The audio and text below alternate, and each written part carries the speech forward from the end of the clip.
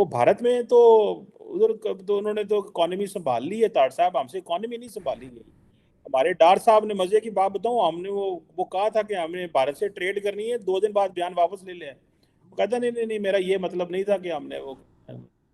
ये तो ट्रेड वापस ले लें बयान, या आगे कर दें या पीछे कर दें। मैंने हमेशा ये कहता हूं, एक कदम आगे जाके 2 कदम पीछे आते हैं, लेकिन उसका क्या फर्क पड़ता है? वो राजी है ट्रेड, वो आपकी शक्ल देख के राजी नहीं है, बात करना दूर की बात है, वो शक्ल देख के नहीं राजी, थोड़ी ਉਹਦੀ वजह है।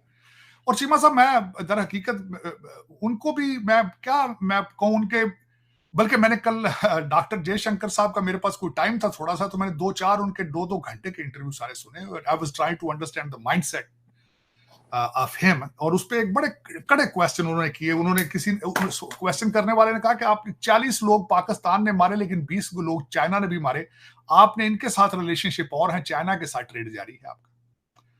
फिर उसके बाद मालदीव के साथ, वो भी एक इस्लामिक कंट्री है, उनके साथ इनके रिलेशनशिप और तरह के हैं, पाकिस्तान को और नजर से देखते हैं। लेकिन चीमा साहब, उसमें एक और वजह भी ये है, दोनों तरफ नफरतें बहुत ज्यादा, टू नेशन थ्योरी सर चढ़ के बोलती रही है। मैं हमेशा ये कहता हूं, उसमें उनका कसूर भी नहीं है, उनका 600 साल का हॉलोकॉस्ट है। उनकी भी नफरतें, मेरा मकसद है ऐसे नहीं कि एक दिन में उनके कितने मंदिर गिराए गए, जो कुछ उनके साथ किया। मैं कल, बल्कि मैंने अगले दिन, यहाँ पे होली थी, जब होली के ऊपर मैंने पढ़ा है 1665 में औरंगजेब साहब ने एक फरमान के जरिए होली बैन कर दी थी। वो भी क्यों? पॉपुलेशन ऑफ दिस कंट्री जिसमें हम बैठे, महाभारत, सारे हिंदू हैं, आपने होली बंद कर दी थी। उनके जख्म नहीं है चीमा साहब, उनके भी जख्म है। हाँ, लेकिन ये है, मैं उनको भी यही एडवाइस करूंगा, इनको भी यही एडवाइस करूंगा, पीपल मूव फॉरवर्ड। लोग पीछे पीछे का सोच के आप आगे नहीं जा सकते, पीछे का सोच के आप आगे नहीं जा सकते। अगर आगे जाना है तो फिर आगे का सोचना होगा। मुझसे मेरा कोई रिलेशनशिप नहीं है औरंगजेब के साथ। मेरे साथ नफरत करनी हो औरंगजेब बेस पे, तो that is not fair, that is not fair. अब आगे चलें इससे। और मैं दूसरा ये कहता था, मैं बल्कि वाहिद एक आदमी हूं जो अयोध्या मंदिर के ऊपर मैंने मुबारकबादें भी दी थी, मैंने दोस्तों को सबको जाके। उसकी वजह ये है कि अगर उनके साथ ज्यादती हुई है, हिस्ट्री ने प्रूव कर दिया है, कोर्ट ने डिसाइड कर दिया है, तो उनकी एक जगह थी, वो उन्होंने मंदिर बनाया। Let them be happy with it, let them celebrate. This is how I think about it. और दूसरा, अगर इस खित्ते में हमने रहना है तो कोशिश करें मिलजुल के रहने की। कितना 76 साल में आपने क्या कर लिया? 3-4 जंगें लड़ी है, क्या उसमें से निकला? कुछ निकला उसमें से? कुछ भी नहीं निकला, नुकसान ही है। दूसरा, माओ के बच्चे मरे हैं। मैं तो इस हक में ही नहीं हूं चीमा साहब कि ज्यादती की जाए किसी के साथ, जानवर के साथ भी। इंसान तो बहुत एक प्रेशियस चीज है, किसी का बाप है, किसी का बेटा है, किसी का भाई है, वो तो एक पॉसिबल ही नहीं है। लेकिन नफरतों में से निकलता कुछ नहीं है।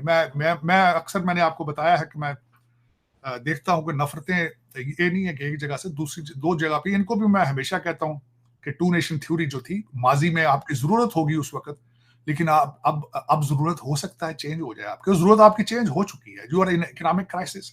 मैं जब पंजाब यूनिवर्सिटी में पढ़ता था चीमा साहब, ये बात है 1984 की, 85 की, पाकिस्तानी 1 रुपए की इंडिया के 2 रुपए मिलते थे। मैं आज एक जगह आर्टिकल पढ़ रहा था कि किसी वक्त पाकिस्तानी साइड पे टाटा बिरला से ज्यादा अमीर यहाँ रहते थे पाकिस्तान। ये तो फिर बदकिस्मती है ना हमारी, ये तो हमारी बदकिस्मती है, हम आज उस कुएं में जा गिरे हैं। लेकिन ऐसे हालात नहीं है कि इधर भी बहुत ज्यादा खराब थे। लेकिन चले, लेकिन we have to move forward with it. हाँ, हमारे साथ एक ऑर्गेनाइज तरीके से धोखा किया गया है। पाकिस्तान, हमें अपने घर से आग लगाई गई है। हमें जो टीके इस्लाम के लगा लगा के जो अफगानिस्तान के अंदर ये जो पैसा बनाते रहे हैं, हम वहां से जख्मी हैं। और अब मेरी रिक्वेस्ट होगी कि प्लीज इस साइड को भी चाहिए to move forward with it. मैं जिस तरह चीमा साहब 2-4 चीजें मेंशन करना चाहूंगा, बल्कि खास कर मैं I was very impressed. Bill Gates साहब ने मोदी साहब के साथ एक प्रोग्राम किया है, इंटरव्यू किया है, वो बड़ा सुनने वाला है। मैं आई वाज सरप्राइज। उसमें मोदी साहब ने बड़ी बातें की हैं। उन्होंने खासकर जो कहा कि डिजिटल, और Bill Gates is very much impressed by the digital India. Digital India कई मसाइल का हल है, टैक्सेशन का भी हल है, करप्शन का भी हल है। तो उसमें जो मोदी साहब ने बात एक खास कर की, उन्होंने कहा अगला दौर आर्टिफिशियल इंटेलिजेंस का है, डिजिटल इंडस्ट्रियल रेवोल्यूशन आने वाला है, और उसमें भारत पूरी दुनिया से आगे होगा। और ये लग रहा है, नजर आ रहा है कि भारत वाकई ही डिजिटल वर्ल्ड में they will be the number 1। जिस तरह माइक्रोसॉफ्ट और इस वक्त गूगल वाले जो भारतीय सीईओ हैं, they are determined to make 1 lakh artificial intelligence specialist from India. और आप दूसरी तरफ क्या कर रहे हैं, मोदी साहब ने चैट जीपीटी की बात की है। मैं गारंटी कर देता हूँ 99% आपके 99% आपके जो सियासतदान है उनके तो ट्विटर अकाउंट भी कोई और मैनेज करता है, वो तो ट्वीट करने की सलाहियत नहीं रखते। सच्ची बात कह रहे हैं वो, उन्होंने मुंडिया ने दिते ने आ पाछड़ी यार ट्वीट है, आ हाँ। पाछड़ी साडा बयान है।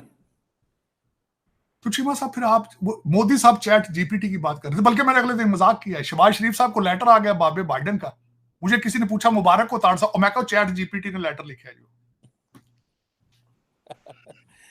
चीमा साहब दूसरा उस लेटर से एक बात याद आई, आज बड़ी इंटरेस्टिंग बात इंडिया में हुई है, खासकर अमेरिकन एम्बेसडर एरिक ग्रेसिटी, हाँ एरिक उसने, ग्रेसिटी, हाँ उसने 5 घंटे पहले स्टेटमेंट दी है पन्नू साहब के ऊपर ही। उसने कहा कि it's a red line, it's a red line, और उसमें भूल जाते हैं वॉशिंगटन डीसी। एरिक साहब लॉस एंजलिस के मेयर थे वहां जाने से पहले।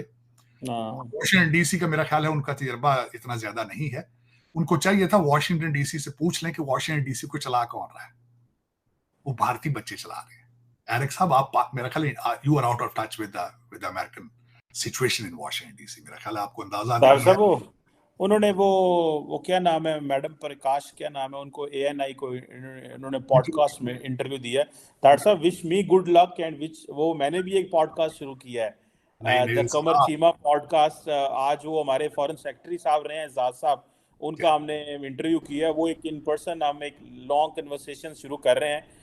मैं दोस्तों को भी कहूँगा, मैं लिंक दे दूंगा डिस्क्रिप्शन में, दी कमर चीमा पॉडकास्ट, आपको भी ताड़ साहब दूंगा। आपको मैंने उसको ज्वाइन कर लिया है, लेकिन चीमा साहब मैं आपको बताने, आपको खुद नहीं पता कि how much you are loved in India specially. I went there, Cheema साहब इंडिया जो चीमा चीमा हो रही है सरकार।